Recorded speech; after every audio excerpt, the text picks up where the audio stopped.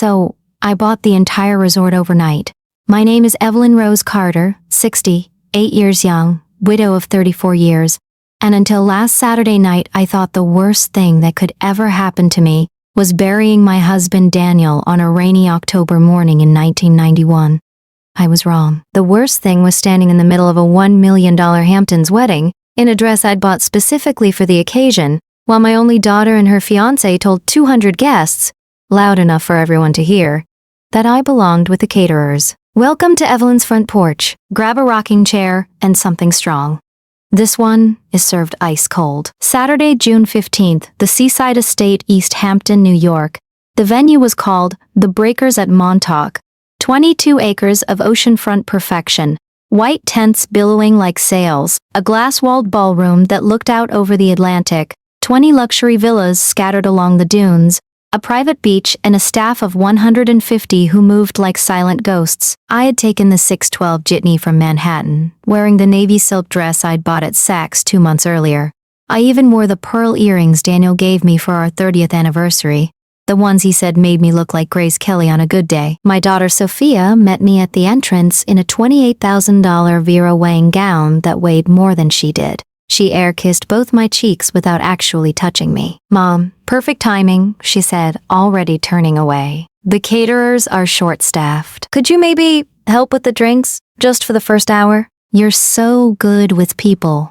Her fiancé, Ethan Caldwell, 39, Stanford MBA, visionary founder of a fintech unicorn worth $3.2 billion, slipped an arm around her waist and laughed like she'd told the funniest joke in the Hamptons. Evelyn, babe, he said, loud enough for the circle of hedge fund wives to hear, we love you, but this crowd is, you'd be more comfortable with the staff. No offense, some people just vibrate at different frequencies. 200 heads swiveled. Phones came out, someone whispered, content? I felt the pearls burn against my neck like they turned to coal. Sophia wouldn't meet my eyes. She just smoothed the skirt of her gown and murmured, it's only for tonight, Mom. Please don't make a scene. So I did what any self-respecting black woman from Brooklyn does when she's told her place. I smiled, said, of course, baby, and walked straight through the service corridor, past the ice sculptures, past the sommelier pouring 1996 Krug like tap water, and out the back door into the cool June night. I left my coat. I left my dignity on that marble floor, but I did not leave my phone. Sunday, June 16th to 4:17 a.m. My apartment in Brooklyn Heights, I was sitting at my little Farmica kitchen table, the same one Daniel and I bought in 1978, when the phone rang. Private number. Mrs. Evelyn Rose Carter? A man's voice? Crisp East Coast law firm polish. This is Harrison Whitmore III of Whitmore, Lee and Associates, Manhattan. I'm terribly sorry for the hour, but we've been trying to reach you for 6 weeks. I almost hung up. I thought it was a scam. Ma'am, are you alone? May I speak freely? I laughed to sound like dry leaves. Son, I'm more alone than the last pea in the pod. Talk. He took a breath that crackled across 3,000 miles. Evelyn, our client Mr. Malcolm Xavier Reynolds passed away peacefully in his sleep on September 2nd. Malcolm was the silent partner and majority owner of the Breakers at Montauk, among other holdings totaling approximately $4.8 billion. His last will and testament, executed in July of this year, leaves the entirety of his estate to one person, you. The room tilted. Malcolm Xavier Reynolds. Little Mal from 41st Street who used to walk me home from the library because the streetlights were broken. The boy who swore one day he'd build something so big the world would never look down on us again. The man I hadn't seen since 1973 when he vanished with nothing but a duffel bag and a promise to write. He never wrote. He just got rich. Quiet rich. Invisible rich. And then he died and mailed it all to me with a note in his own handwriting. Evelyn Rose, you raised a queen. Now remind them who raised queens. All of it is yours. Use it loud. Mal Sunday, 9 a.m., emergency board meeting. Zoom. Ethan had called it himself. Panicked because the resort's ownership glitched overnight. 47 terrified faces stared at their screens when I accepted the invite from a number they didn't recognize. I appeared in the little Brady Bunch square wearing the same navy dress from the night before, pearls gleaming like I'd slept in them. Ethan tried to mute me, he couldn't. Good morning, y'all, I said, sweet as iced tea. For those who don't know me, I'm Evelyn Rose Carter, the new majority shareholder of the breakers at Montauk. As of 8:47 a.m. Eastern, I own 52% of the resort, voting and non-voting shares combined. That means I own the beach, the ballroom, the villas, and every single contract, including today's wedding. Dead silence.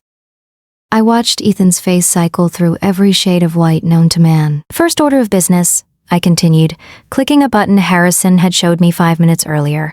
Ethan Caldwell, you are hereby terminated as director of the resort, effective immediately. Security will escort you from the premises within the hour. Please leave the Tesla key fob on the desk. The car belongs to the company. His square went black. Second order, I smiled at the remaining executives. Sophia Carter, my daughter, is hereby appointed unpaid intern reporting directly to housekeeping. She'll start Monday learning how to properly set up folding tables for events. She needs the practice. I ended the call before anyone found their voice. Sunday, 11 a.m. to the breakers at Montauk. I arrived in a dove gray Rolls-Royce Phantom Mal had apparently kept in storage for me since 2019. Harrison walked beside me in a $6,000 suit, looking like Black James Bond. Reporters were already camped at the gate. Sophia was waiting in the lobby wearing the same expression she had at 8 years old when I caught her sneaking cookies before dinner. Only now the cookies were her entire future. Mama, she whispered, eyes red. Please, everyone's watching. I stopped in front of her, lifted her chin the way I did when she was 5. Baby girl, last night you watched while a man told your mother she belonged with the help. Today the world is watching while I remind you where you came from. I didn't raise my voice. I never had to. The next 6 months I didn't sell the resort. I transformed it. The 20 luxury villas? Converted into free accommodations for military families on vacation. The ballroom now hosts free weddings for veterans and first responders. The private beach, open to the public every Sunday for community events. Ethan's old office, my new desk faces a wall of photographs. Mal and me at 16, Daniel in his army uniform, Sophia's first grade picture with the gap-toothed smile. Sophia works 40 hours a week mopping floors, stocking linens, and sitting with teenage moms who remind her way too much of who she used to be. Some nights she falls asleep on my couch crying into the same pillow she had at 12. I let her. Tears are fertilizer. 1 year later, ribbon cutting day. 500 people gathered on the lawn that used to be a pudding green for overpaid bros. The mayor handed me oversized scissors. Cameras flashed. I stepped to the microphone in a custom mustard yellow suit Mal always said was my color. I was told once, I began, that a woman like me didn't belong at certain tables. Today I own the table, the chairs, the building, and the whole damn banquet hall. Laughter rippled through the crowd. But tables are for sharing. So effective today, the Breakers at Montauk is now the Evelyn Rose Carter Foundation. We will continue hosting the finest weddings in the Hamptons. Only now those weddings will be free for military families who sacrificed everything so the rest of us can sleep safely.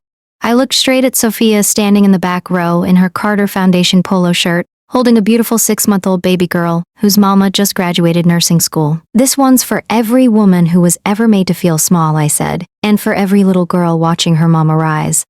The ribbon fell. The applause thundered. Sophia met my eyes across the crowd and did something she hadn't done since she was 7. She ran to me, threw her arms around my neck, and whispered, "I'm sorry, Mama, and thank you for reminding me who raised a queen." I held my daughter tight while the cameras flashed, and the future opened wide in front of us. Mal was right. Some legacies aren't built with money or marble. Some are built with love loud enough to buy a whole resort just to teach it how to be human again.